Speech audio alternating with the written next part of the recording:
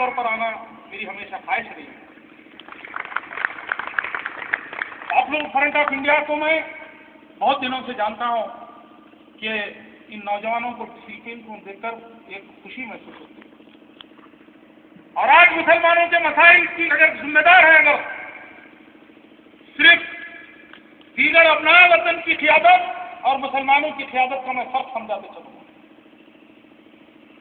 इस मुल्क में हिंदुओं की क़ियादत किसी मठ या किसी आरएसएस से फलकर क़ियादत की हर सियासी जमात में आए, लेकिन मुसलमानों की क़ियादत किसी तहरीक और तंजीम से नहीं है। इसकी वजह से हमें यह मसाइल पेश आ रहे हैं।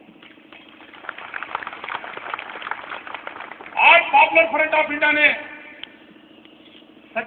राजेंद्र सचर कमेटी की रिपोर्ट, जगना मिश्रा कमीशन रिपोर्ट की इंप्लीमेंट की बात की है। नौजवानों, मैं आपसे गुजारिश करूंगा कि हम अपने माजी के तरफ भी नजर डालें तो मुस्तकबिल की राह निकाल सकते हैं। और हमारे नौजवानों से मेरी गुजारिश है कि अपनी बुजुर्गों की तालीम को भी सामने रखें। मुल्क आजाद हुआ, मुल्क की आजादी के बाद एक हिंदुस्तान का एक अच्छा कानून बना।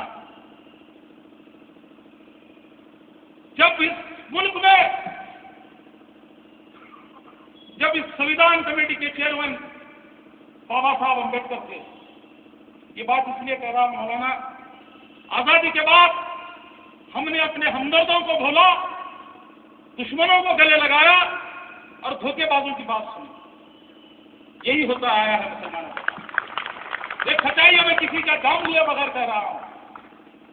जब इस मुल्क को आजादी मिली, कानून बन रहा था, आज SC/ST के लोग एक ऐसी कौम, मैं उनमें बहुत रहता हूं दलितों, जो और पहले के लिए घबराते थे, आज हिंदुस्तान की हुक्मरानी का साथ देख रहे हैं। उसकी वजह यह है, उनकी क़ियादत ने कुर्बानी दी। उन्होंने मुल्क नहीं मांगा, उन्होंने अपने आप को कमजोर अक़लियत नहीं बोले, उन्होंने इस मुल्क का हकदार, हिस्सेदार समझे। और हमारी क़ियादत हमें मजबूर, कमजोर और ठीक मानने वाला बना। उनकी क़ियादत ने उन्हें हौसला दिया और उनको बाबा साहब अम्बेडकर ने रिजर्वेशन दिया 18%। और वही बाबा साहब अम्बेडकर ने 12% रिजर्वेशन मुसलमानों को देने की भी बात की। लेकिन जबकि हमारी मुस्लिम क़ियादत अपने दुश्मनों की बात सुनकर उस कमेटी में एक मोहतरमा थी बेगम एहतेशाम हुसैन, जो संविधान कमेटी में थी, वो मोहतरमा ने मुसलमानों के रिजर्वेशन की मुखालिफत की। फिर बाबा साहब अम्बेडकर, मौलाना अबुल कलाम आजाद से रुजू होते हैं, मौलाना हम रिजर्वेशन की बात कर रहे हैं, और ये मोहतरमा मुखालिफत कर रहे हैं। और ये मोहतरमा यह कहने लगी कि हमें रिजर्वेशन नहीं चाहिए, हमें अपने बलबूते पर आगे बढ़ने आता है और हमें मौजूदा हुक्मरानों पर भरोसा है। यही मौजूदा हुक्मरानों पर भरोसा हुआ तो तुम बाबरी मस्जिद भी खो बैठे। ये भी तयफुल देने वाले होते हैं। उसके बाद मंडल कमीशन की जंग शुरू हुई।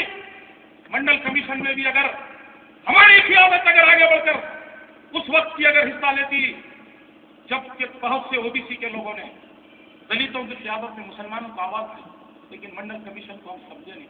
अफसोस का इस बात का है मेरे साथियों, आज मुसलमानों की क़ियादत करने वालों को यह तक नहीं मालूम कि वो किस कैटेगरी में आते हैं, उनका कितना रिजर्वेशन, वो मंडल कमीशन को क्या समझे।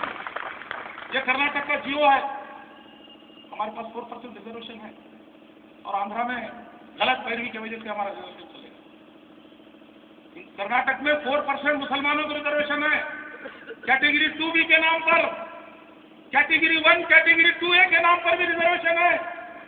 जो रिजर्वेशन कर्नाटक में है, वो रिजर्वेशन आज तक हमारी क़ियादत को लेने नहीं आया। मैं दावे के साथ कहता हूं आज कि हमारे पॉपुलर फ्रंट ऑफ इंडिया के नौजवानों से कहूंगा, जो लेना है बराबर लेंगे इंशाअल्लाह, जो मिल रहा है वो भी छीनना चाहिए। और सबसे पहले आप ये समझो, इस मुल्क के हम भी वारिसदार हैं, हम इस मुल्क के वारिसदार हैं। और आपको ये हौसला होना चाहिए, मुल्क की आजादी में, अरे हमारी क़ियादत तो छोड़ो, हमारे उलमा ने भी कुर्बानी दी है। किसी भी मजहब का मजहबी लीडर की आजादी के लिए जान नहीं दी, लेकिन मुसलमानों की मजहबी क़ियादत ने मुसलमानों की इस मुल्क की आजादी के लिए जाने दिए, शहीद हुए। यह आपको भी तारीफ याद होना चाहिए। आज वही हमारी मजहबी क़ियादत आज हमारे